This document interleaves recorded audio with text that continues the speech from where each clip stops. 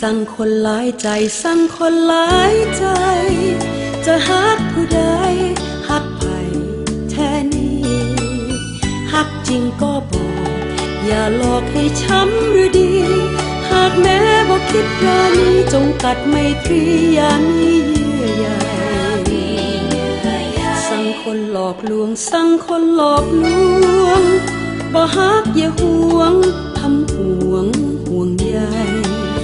จับปลาสองมือแล้วจะถือได้อย่างไร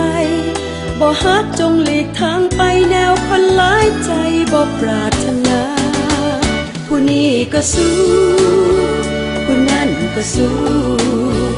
บ่หูเมื่อใดจะไขประตูวิวาจะอยู่ล่วงโลกหรืออยู่เป็นเท่าคำฟ้าหรือคู่วิวาหาบ่พบผ่านสั่งคนหลายใจสั่งคนหลายใจ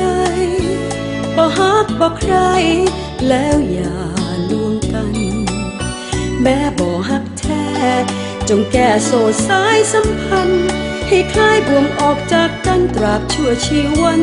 อย่าพบกันเลย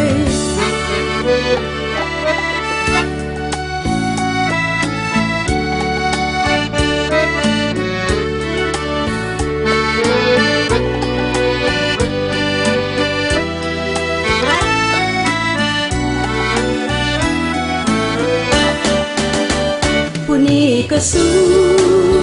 ผู้นั้นก็สู้บ่หูเมื่อใดจะไขประตูวิวาจะอยู่ล่วงโลกหรืออยู่เป็นเท่าคำฟ้าหรือคู่วิวาหาบ่พบผ่านสั่งคนหลายใจสั่งคนหลายใจบ่ฮักบ่ใครแล้วอย่า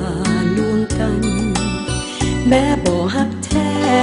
จงแก้โซ่สายสัมพันธ์ให้คลายบ่วงออกจากกันตราบชั่วชีวันอย่าพบกันเลย